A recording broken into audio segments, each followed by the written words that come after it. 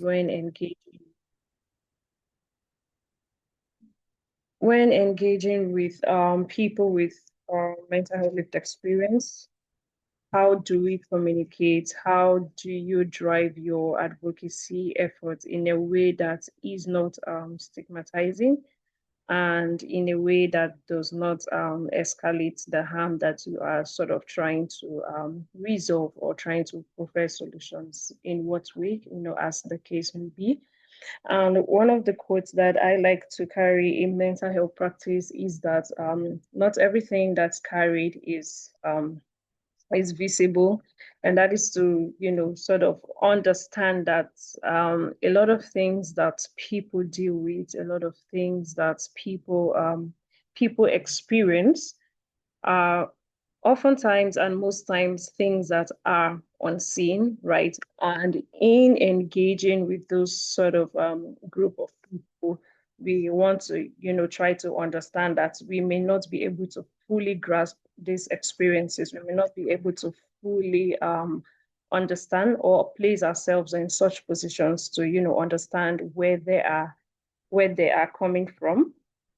And in this instance, please, if at any point you can't hear me, you can just call my attention, right? And in this and in this instance, we often want to reflect on cases or instances where we've, tried to help someone or try to de-escalate an issue, and we realize that, instead of things progressing the way that we intended, right, we just see that, oh, we have eventually made things worse. And that is really unintentional and, oftentimes not deliberate, but it all depends on how we say it. I think there's an important thing, or rather an important saying that, that goes, how we say things is as important as what we say, right? And this really applies to mental health practice. Everything depends on how we say it, what we are saying, what we are doing, our words, our actions, and even in our silence, have the ability to communicate a lot of things. So that gap between intention and trying to make impact and trying to destigmatize the space is what we'll sort of be focusing on today. And when we talk about do no harm in mental health communication, what are the things that we want to touch on or we want to understand? It is imperative to understand that do no harm in mental health communication is a communication standard that prioritizes safety, that prioritizes dignity and autonomy, and even goes as far as reflecting our commitment to ensuring that our engagements do not or does not worsen stigma or does not worsen someone's psychological or emotional vulnerability, as the case may be. And it sort of really applies to even in our interpersonal communication and even in public advocacy efforts, the communities you're engaging with, the people within and around you that you are trying to provide solutions, you are trying to provide interventions, so to say.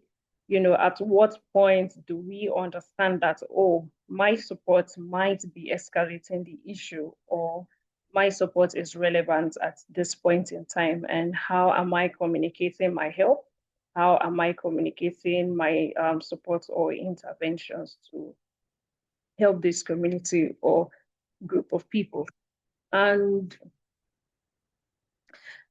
some of the principles of the do no harm in mental health communication will touch on ability to listen to understand, and not listening to respond. And I think in this space, it's more liable to occur that you are sort of like in that mode, in that solution mode, trying to say, oh, I really need to help this person. You know, that feeling where you think, oh my God, like this person really needs help. And you are like, okay, what's the way forward? How do we, provide or profess solution rather? And it is important that in that moment, you are careful, right, to not quickly switch up and, you're sort of in a hurry to, respond to the situation than you are in trying to understand the situation and being able to process that information in a way that you are able to provide relevant help at that point in time, right? So it is important to avoid interrupting or being quick to want to profess solution. And in that instance where you are trying to listen to respond, or a much better way is to listen to understand, right? Um you want to ask questions, or you want to place yourself in a position that says, oh, I understand what you are going through. I understand, or you may not really understand, right? Just sort of like validate what experiences that they are going through, and also ask the question, would you like me to listen, or do you want us to work through this together, or do you want me to help you think through this together, right? And the second point is to, validate without trying to assume, not really saying, I know exactly how you feel, right? But a better way to put it is to, acknowledge that situation. You could say, oh, that sounds really difficult. Oh, I'm sorry you're going through this. And, just sort of bring the person to a position that says, oh, this person acknowledges my experiences, acknowledges what I'm going through, and is, willing to provide support from that stance, instead of just assuming that, oh, this is the exact situation. And a third point to note is to respect the individual's agency, respect their autonomy, because people are the experts of their own lives. So because the person is going through a particular experience or a particular phase, you do not just come over to want to take autonomy of their lives because you think you have the upper hand, or you think because you're not experiencing similar challenges, right? So avoid taking control of their decision at that point in time. I know this is kind of like always hard, given the position, if you're trying to, help someone who has dealt with a traumatic experience, and, sort of like trying to bring them to a space of complete healing where, they're able to like live past those experiences. So it's it's liable that, oh, you're really trying to help, but at the same time to try to not take total control of their decisions, of the decisions they want to make. So instead of just going right on to say, oh, you really need to do this, you need to do that, you can make your suggestions and say, oh, this is how I feel we can approach this, but what do you feel ready to do at this point in time? What do you feel ready to do at this moment? So you see, those are like two different scenarios that can really show that, oh, you're still giving them control of their decisions, while you are also trying to help. Because at that instance, if you are trying to impose your solutions on them or impose your decisions on them, if anything peradventure goes wrong throughout that process, then I kid you not, you will have yourself to blame in that situation. So it is always important to let people take control of their own decisions and be experts of their own lives, regardless of the situation of their situation, right? And the fourth thing to note is to be aware of power and boundaries. So, just over again, that we are here to like support, but not professional therapists, quote unquote, not not professional counselors, right? So we are here together to support and not to take over or to overstep our boundaries. Do not overstep, do not overpromise. So at any point in time you think, oh, this is really beyond you, then you can take up you can always, pinpoint to, a higher person that you think, oh, can handle this. And, just try as best or as much as you can to make those suggestions in a way that, sounds appealing and, they are able to also accept the suggestions that you've taken, right? Because, most times accessing professional help is there are difficulties, there are limitations with regards to financial limitations, accessibility, and the likes of them. But then there is also the personal will that people have to deal with in accessing professional help, right? So at that point where you are trying to make your suggestions, the onus is also on you to, try to ensure that they accept that suggestion to seek professional help.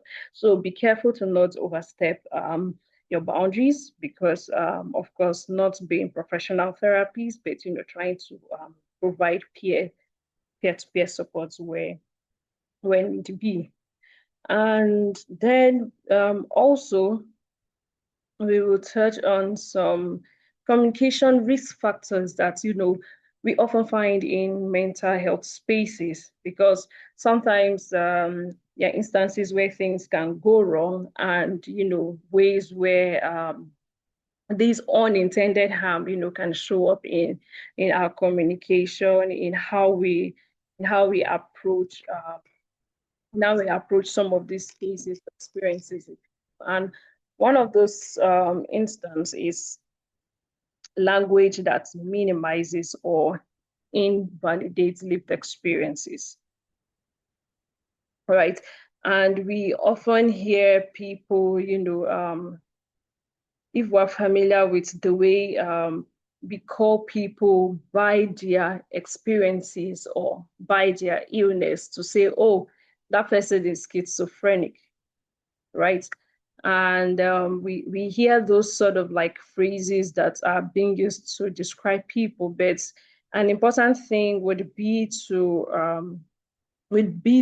identify them as people first before any of their experience or their illness, right? So you do not want to say, oh, the person is a schizophrenic person, but rather a person living with schizophrenia.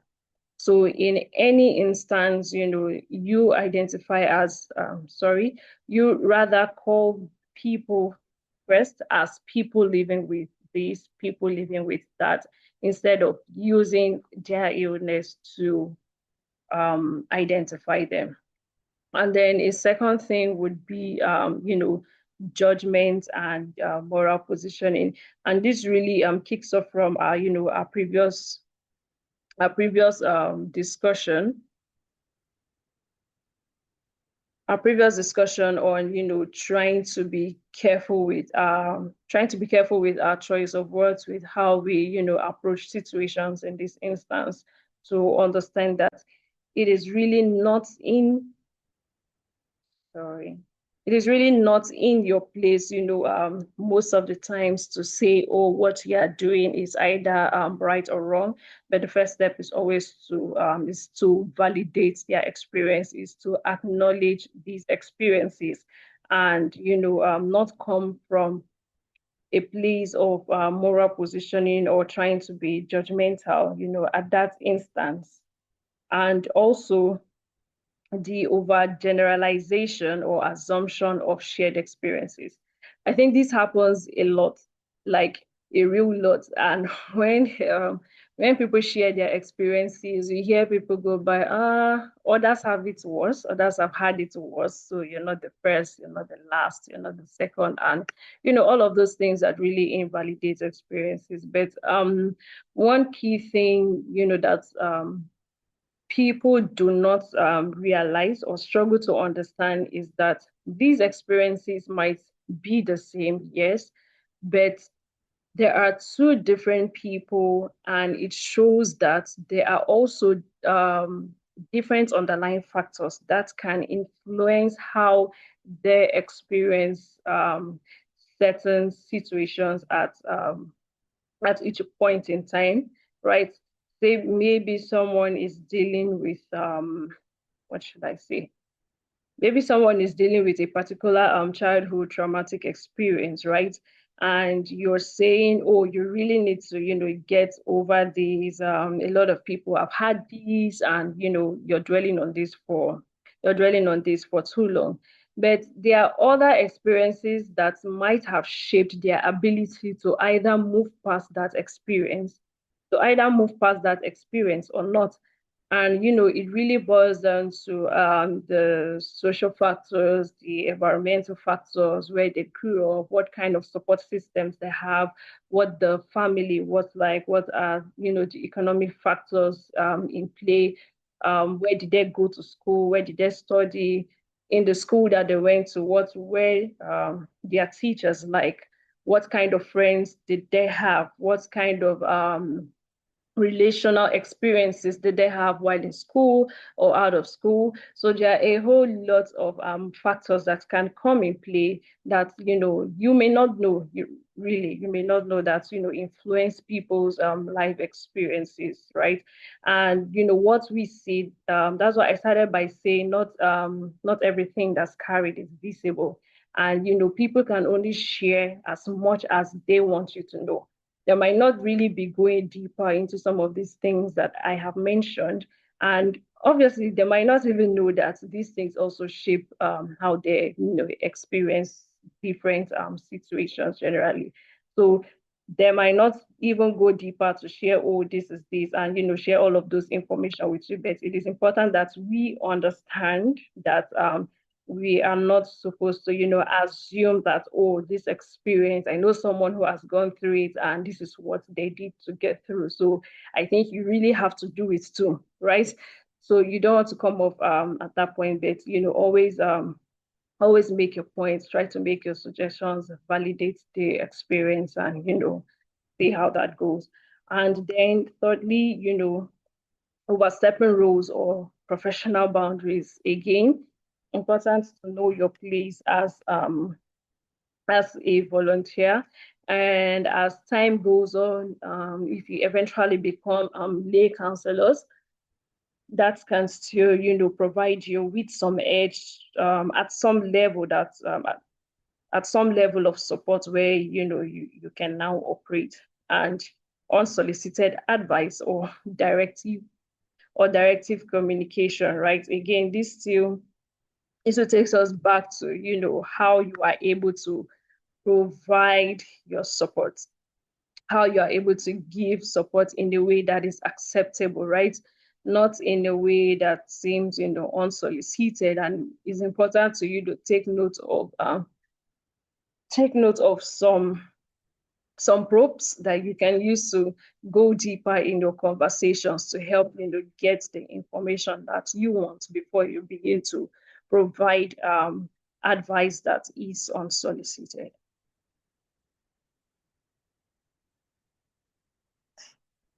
And then we ask ourselves, how can advocacy in itself cause harm?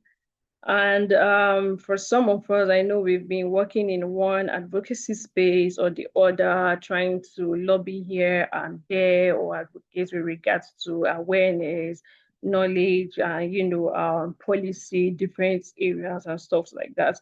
And so now we now think that, okay, that same rule may apply here, trying to also help people come to the knowledge of whatever they're going through, being able to provide support and intervention, right?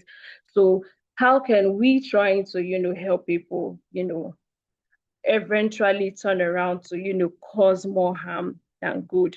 And just to reiterate on the use of stigmatizing language, that, I think it is something, we have a stigmatizing culture across the different countries that we are coming from, right? To be able to to rather invalidate people's experiences. And when you hear people going through certain mental health struggles, experiences, the person, you go like, you need to visit the psychiatric hospital, or you're turning mad, or you will soon be on the streets. And all of those things really deters help seeking.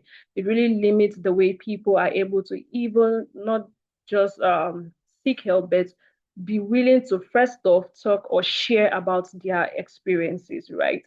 So we want to be careful the way we approach people who, have summoned courage to, come to us, to be able to confide in us, to share some of what, they've been going through, and just being able to provide that level of support as you can, really goes a long way. And then also speaking over speaking over lived experiences, like I've said before, if people share their lived experiences, you don't want to say, oh, I am familiar with this, I've been through this before, so it's nothing much. So those are some of the things that we sort of like need to avoid while engaging with communities, or while sharing, spreading mental health awareness, or trying to push for policies, as the case may be. And also sharing stories without consent. And this is a very important and sensitive area. And I mean, as we know, the work we do is sensitive, right? It takes a lot of courage, right, for someone to share a story, or to share their experience of what they are going through, or what they are dealing with in a system that stigmatizes that experience. So having that courage to come up to share takes a whole lot. And it could be that they are not comfortable with the fact that they want their stories to be made public, or to be shared for whatever usage without their consent. So it is important that, or at any point in time, if you think you need to reflect on some of the stories that have been shared with you. You need to maybe you need to push certain narratives, or drive conversations forward, maybe through media, videos, or in written articles, right? It is important that you try to trace your steps back, and seek consent, and say, oh, I recall you shared this with me, and we're doing this work, and would like to spotlight or make reference to you, if that's fine at the same time, right? So it could be you could share anonymously, or if they are fine with having their names up. So sharing stories without consent is one of the things that we need to avoid. And tokenizing communities. So I think tokenization is is I would say, I don't, I'm struggling with saying it's a common thing, or if it's not a common thing, but it happens a lot, right? Especially amongst young people. And then when we now begin to look at marginalized and vulnerable groups, we see so much underrepresentation and tokenization going on. And tokenism, in this instance, or at this point, just sort of looks like, oh, trying to include people with mental health experience in our processes, but not, being able to involve them fully, not being able to ensure that they are participating or coordinating the activities. That's why even within and amongst us, we have people who, have had lived experiences, and we value those experiences. And what is important, that we want these people with lived experience to come together and be able to, lead the way forward, to be able to co-design interventions, and even participate in knowledge co-production, right? So holding dear to the principle that, there is really nothing about us without us, right? Because we can't design systems for people who will use them without them. So ensuring that we avoid tokenism, brings us to the principle of nothing about us without us. And using person first, or identity respecting language. Like I said again before, some people joined in, so I'll reiterate over. So you say a person living with schizophrenia, instead of saying they are schizophrenic, right? A person living with bipolar, or a person living with manic disorder, not, saying the person is maniac, right? People say someone is maniac. I'm like, what's that? So, but it's important that, we identify, as people first, a person living with, not just saying you're a maniac or you're schizophrenic, sort of like that. And then always prioritize their dignity over visibility. Still linking back from sharing stories without consent. We want to ensure that whatever story that we are sharing out there, still we're portraying it in a way that still ensures that their dignity is preserved. We do not want to share stories that undervalues or undermine their experiences or undermine the individual as a person, right? And then lastly, avoid trauma exploitation. Do not exploit people in their traumatic phase. You do not want to take advantage of certain situations to say, oh, this person doesn't know what they are doing, and try to, take over their decisions or own their lives, or, trying to think through things for them, right? So we should, try to avoid that. And yeah, so the pathways of harm involuntary engagement. So these are the ways that, they may represent themselves rather, and, often follows certain patterns, right?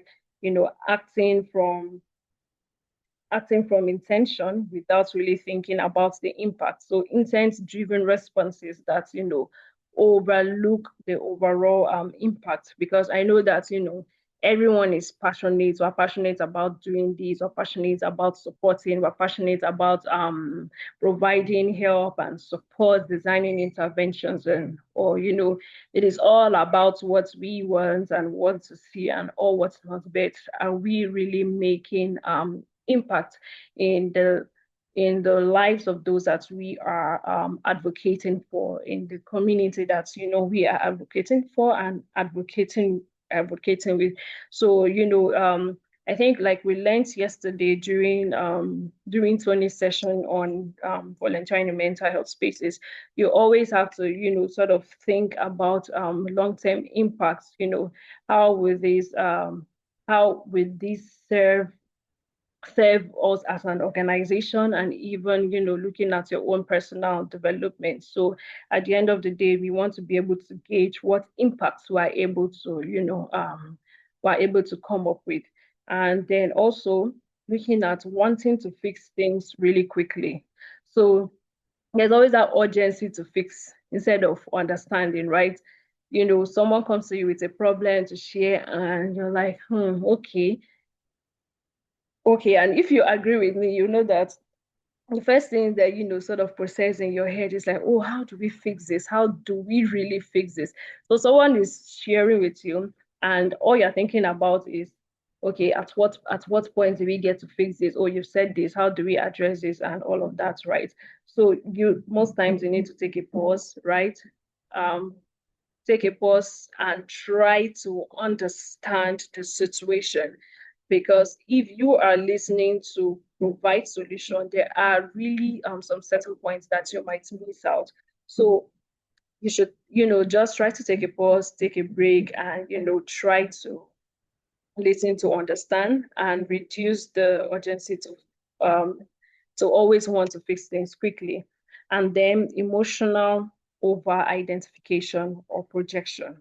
So I think this really happens in the way that we want to try to project our own emotions in the way the other party is, right? Trying to be empathetic. I know empathy, really it matters a lot, but it should be limited to an extent, right?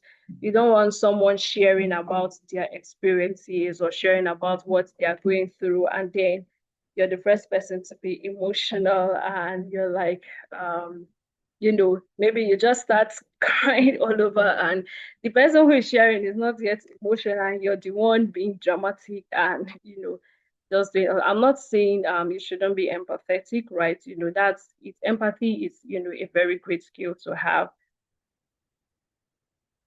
Oh.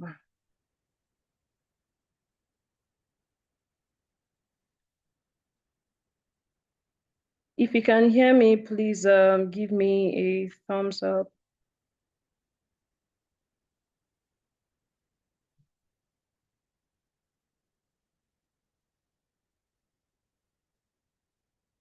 If you can hear me, please give me a thumbs up.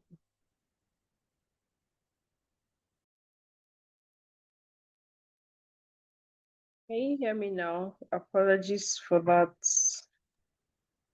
Yes, we can hear you. For that break. Um, We can hear you now. okay, I'm trying to share again. Amazing. All right. So on where was I? Yeah, emotional projection. So just I was saying empathy is a great skill to have, to really be empathetic, but at the same time, we don't want our emotions to be all over the place. And the person, will sort of like start questioning their decisions, their choice for coming to you. People often tend to look look up to those that they are sharing their experiences with as people, who are in a position or have the ability to help them through or to walk them through. So throwing your emotions all over the place would really, undermine that expectation. So like, are you sure this person can really help me at this point in time, right? And if, in such a case, it also, triggers you, right? Brings back, I know that there are people who have had personal experiences and, other people sharing, often sends triggers. So, it's often okay to like, take a pause, or if you think it's something you cannot handle, you can, call for a backup or let the person know that, oh, you would like them to speak with someone else if that helps, right? And then not recognizing power dynamics, right? So I think this is really sort of like high level, understanding the different power dynamics that comes to play when engaging with people with mental health lived experience. And power dynamics really just goes beyond, systemic or structural roles of power. It could even be within the family, within the homes. There are people that, that they look up to.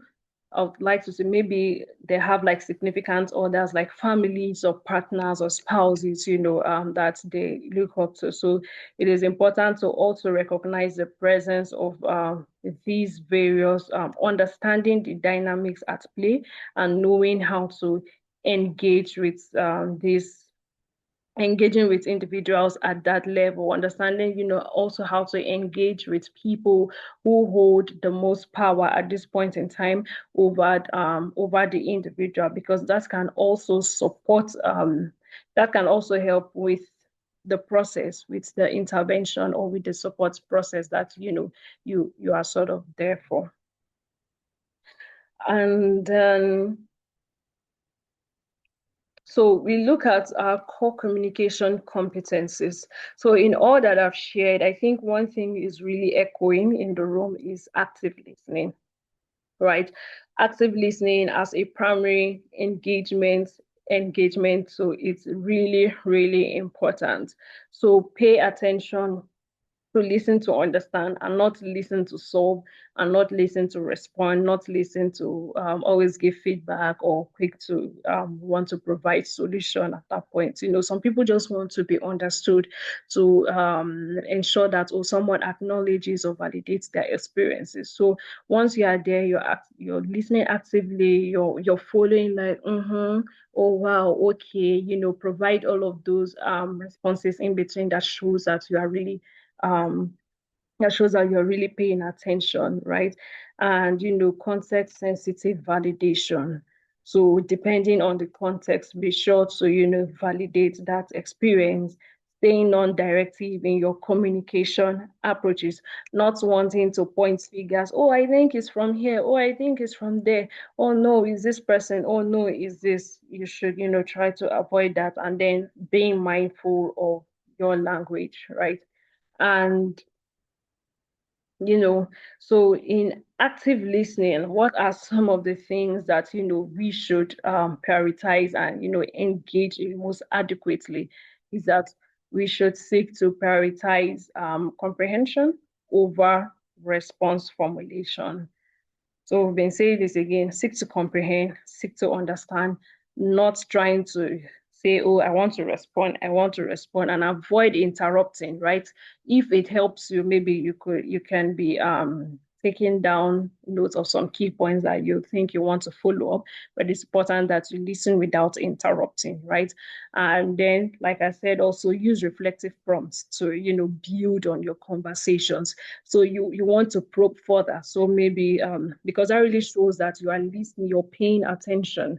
So if a person is sharing about, their experiences, and you're like, oh, and it happened here, and they're like, oh, really? With your family? Who and who were there? So, you want to come in with your probes that, helps build the conversation and, also help you understand the experience better, right? And then you're maintaining your presence without interrupting or without trying to, redirect, or trying to deviate from the main point. So maintaining your presence and then distinguish between listening to support and listening to solve. So I think these are the key things we've been saying over again. Try to stay present. Do not redirect the conversation to say, oh, you want to digress and go to this other part. Maybe it's getting uncomfortable for you. So you want to maintain your presence without interrupting. So, I think a question that I think I shared it earlier. You can say, oh, do you want me to just listen? Or do you want me to help you think through this? So you could, also ask them that if they just want you to listen to them, or, if, they also need help with thinking through things, right? And okay, so, what are the ways that, you get to validate experiences? And I think we've been mentioning, validating, acknowledging over time. So I think it's imperative that you understand that validation is not agreeing, that you are validating their experiences, depending on the context, may not mean that, oh, you totally agree. It is just acknowledging that, okay, this happened, because at the end of the day, you don't want to make assumptions. It's it's not agreeing, but just acknowledging that, oh, this actually happened. So you acknowledge emotional experiences without assumption.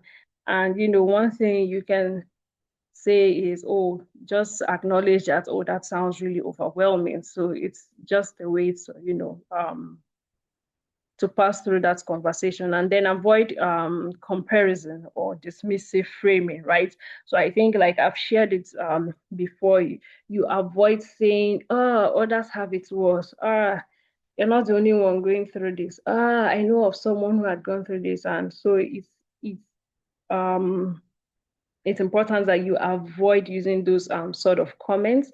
Do not try to be dismissive. Do not create opportunities for comparison to try to say, oh, I know someone who grew up in the same place and faced similar experiences. You want to, avoid that. And then maintain neutrality while, affirming a person's reality.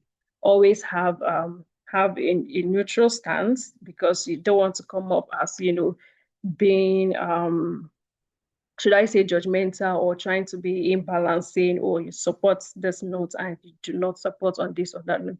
So some of the ways that, you can acknowledge certain situations is just saying, oh, I'm so sorry, that sounds really overwhelming. Or I hear this has been difficult for you.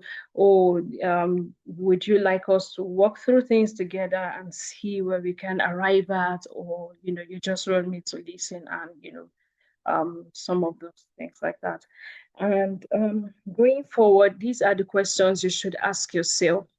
And these are very important points that in your engagement in practice.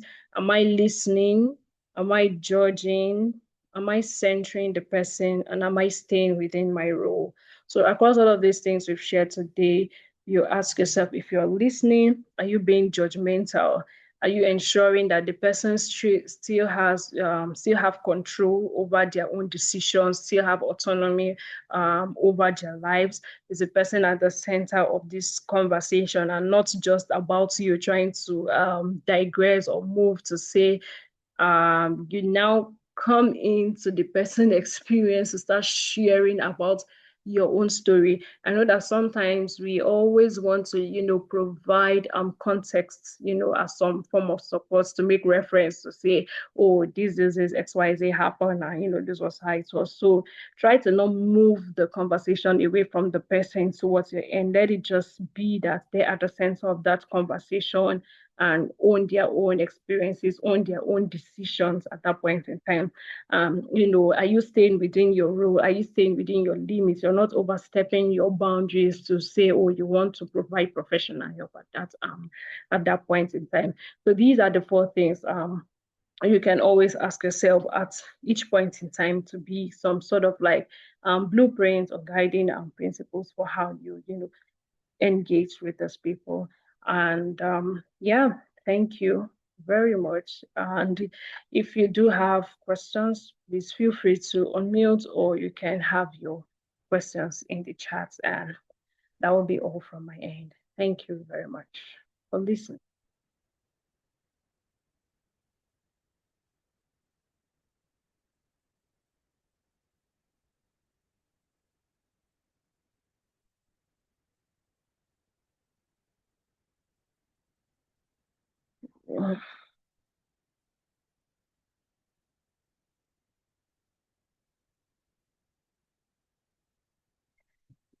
You can put your questions in the chat or you can unmute and speak if you have questions or maybe reflections that you want to reflect on one or two things that also stood up for you. Yeah. In the next 2 to 5 minutes and we'll be out of here.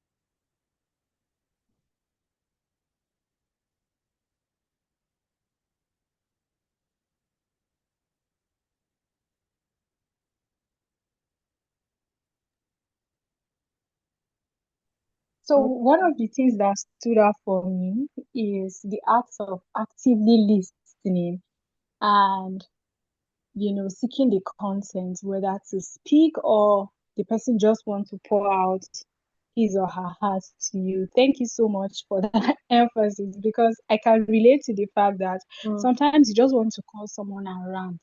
You even know the solution to your problem, but you just Yeah, want to rant at that point so that you will just get it off your chest. So yeah. thank you for that emphasis for me, and I will put that into consideration whenever I am practicing. I think it's very important. Some people just want to talk; they don't necessarily want you to talk back at them. And in Christian counseling, we call it ministry of presence. Oh, Yeah, thank Ministry you of so much. Presence. Amazing. That sounds interesting. And I know that I think I've engaged with people who just they just wanted to be there to listen and ensure that, because I think we come from, again, I say we come from very stigmatizing cultures and systems, right? And oftentimes if you eventually have the courage to share, what you get in the end is people being judgmental, like, you're not handling it well enough, or trying to look for some things or whatever to invalidate your experiences, right? But having someone that you share with that listens without judging, without being judgmental, oftentimes it's just the first step towards help seeking. So you just want someone to understand you, and at that point in time you feel some sort of relief, and you can always take the next step to say, oh, I think since someone understands me now, I think it is time to sort of like seek help, right? So presence first is all that not really all that matters, but I think it's the first step towards ensuring or building a culture of help seeking, of mental help seeking. Thank you very much for sharing your reflection. And if there are no further reflections or questions, if there are no further reflections or questions, I think we would call it an evening, so to say. And yeah, I was supposed to share an important update, but I don't need to share it by Monday or by tonight, depending on how I feel, maybe by tomorrow. But it's really been amazing this past 3 days, and I would like to appreciate each and every one of you for always showing up and letting us know that the work that we do is important, and for indicating your interest and passion towards the cause. Again, if you haven't had the time to reflect on how you would like to engage, you can look up Tony's video on the channel, and where you can get insights on how you should reflect on your engagement. What do you want to see? What do you want to contribute towards that can add value to the initiative and even to you as a person in your professional or rather personal development, so to say. So you can think of these things and also get back to us. I know earlier now some people had shared, the ways they would like to engage. So if you think, oh, there's been an update and I want to participate in at this level, it's fine to share that update with us. Or if you've not shared before and you want to, you're also welcome to do so. And the format was three things in order of priority and in order of hierarchy also, the first being where you would like to contribute the most, and the other two or three are, where you sort of like want to contribute intermittently if anything comes up. So thank you guys once again for showing up, and I think we're sort of like ready for the work that we are set to do, and we will begin to build on this from there going forward. Thank you once again. Do enjoy the rest of your week. Yeah, the rest of your evening, and have a great weekend as well. Bye, everyone. Thank you so much, ma'am. Bye.